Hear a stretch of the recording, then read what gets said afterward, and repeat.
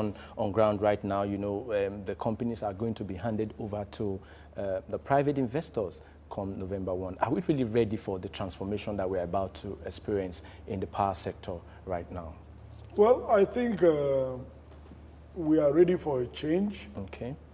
The process, from when it started, we kicked against it because we calculated that it will not lead to development, because the path you take depends on where you want to go. Okay. I mean, if you want to go from Lagos to Sokoto, it's not the same path that you take to Port Harcourt. Okay. So where you want to end up dictates the path you take. Privatization is misconceived because the whole idea of privatization subverts the social contract between the governed and the rulers. How does it subvert the social contract? The social contract is that the three of us here form a community. Okay. We select you as a leader. We contribute to the common pool. Yes. You're supposed to use that common pool to provide for our common needs. Okay. And that's why people pay taxes. And that is why we have surrendered our mineral rights to government. Because in the US, they don't surrender their mineral rights. If there's oil in your grandfather's farm, it's your oil. Yes. It's not the government's oil. But in Nigeria, if there's oil in your grandfather's farm, it's the government's. So you surrender your custom and exercise duties and every other things we give to government to take care of our common problems. Now, if government abdicates and hands over those problems to a capitalist profiteer to exploit us, that's an abdication of the social contract. Now, if you take it further to the point of illegality, what has happened is unlawful. The Nigerian Constitution says that the commanding height of the economy must be controlled by the government. If power is not commanding height, I don't know what is commanding height of an economy. So what has just happened is unlawful. The government should be the chief protector of the law. But what has happened here is completely against the law to the extent that I understand English. The commanding height of the economy. Yes. If power is not commanding height, I don't know what is commanding height.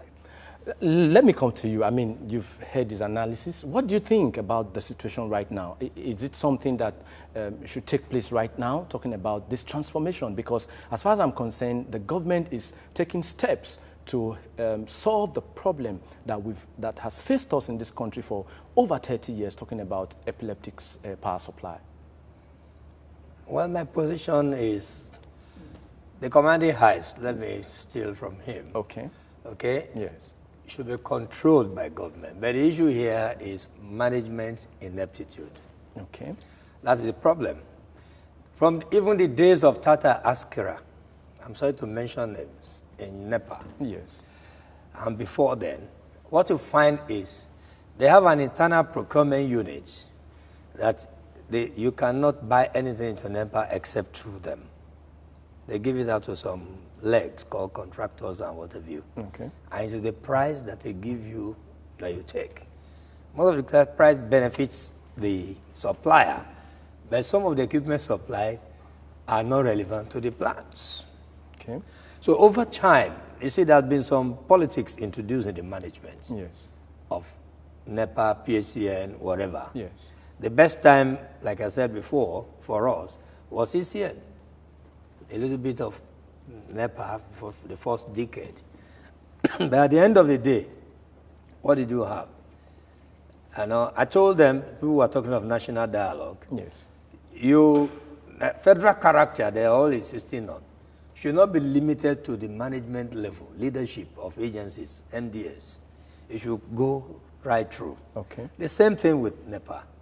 Now, the government finds himself, I'm strong. Anybody can say some assets are being given. I don't like my asset being sold out. Okay. But when the asset is even so ill-managed, that at the end of the day, you pay for darkness.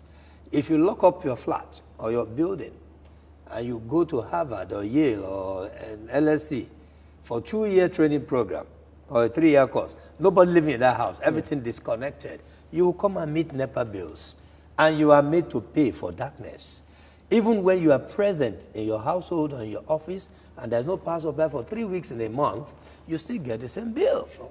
You know, this is a despicable situation I that agree. we found ourselves, but we want to move from that and point the issue to of where, even to the where we prepaid should meter be. thing Yes. was more of 419, because not up to 30% of consumers have prepaid meter. Okay. Then we were all very happy that a known face, who is the chairman of Electric Regulatory Commission, Amadi, Yes. came and said, fine. In fact, he has discovered that prepaid meter should be given out free, and people just apply till date. Nothing has changed.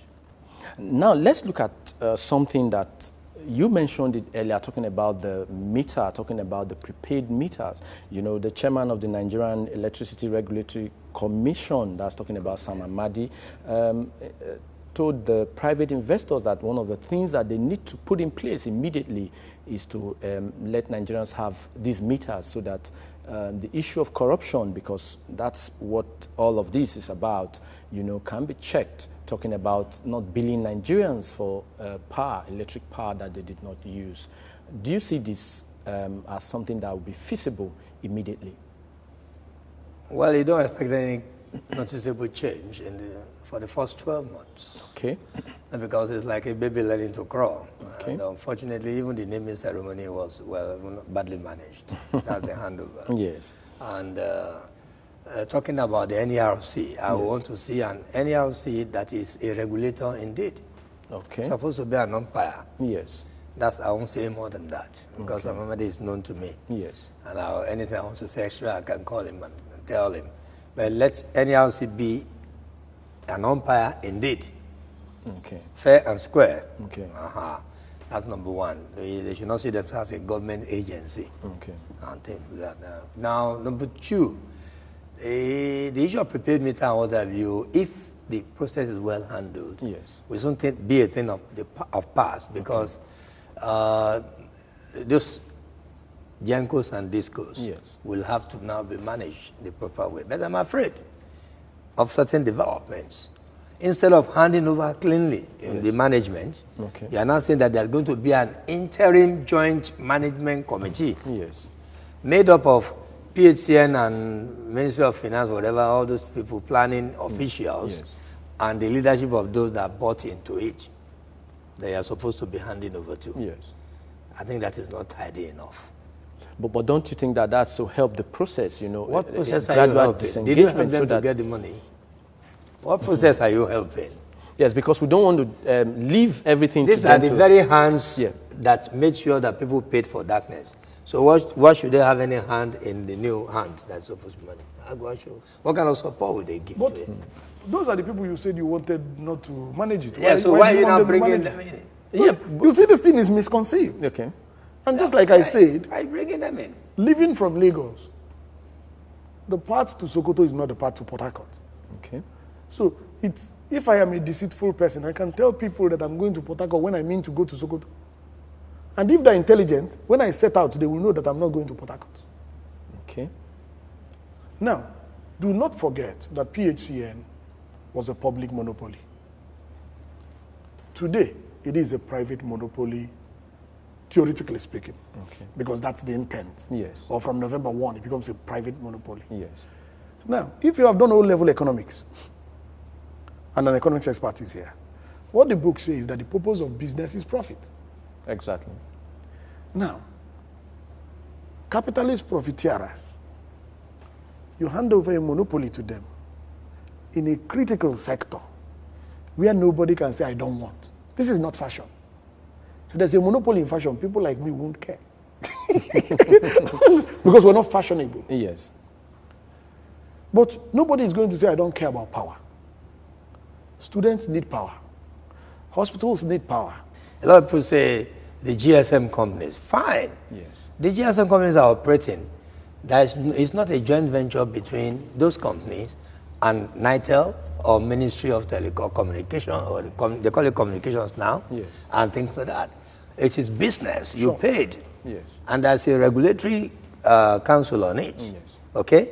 And then if you default, fine. Although they are not perfect, but at least you could call. Now, NERC, that's why I still insist, Nigeria Electricity Regulatory Commission, should please be an umpire, indeed, should be seen as the friend of everybody, if it is possible, because you just have to make sure you stop it, what you are doing is wrong, what you are doing is right, but this is not the time to implement it, and what have you. If you don't have an NERC that can be firm and be just, then I don't know where we're heading to. Because you are running a monopoly, no competition. Yes. You know, for the GSM, every zone, nobody is restricted. Yes. All the registered companies can come to Ikeja and operate. Yes. They can come to Sokoto and operate. But in this case, you portion out some land, so there's guaranteed market. That's my point. And So that's why it's a the guaranteed monopoly. market should make it easier for them to manage.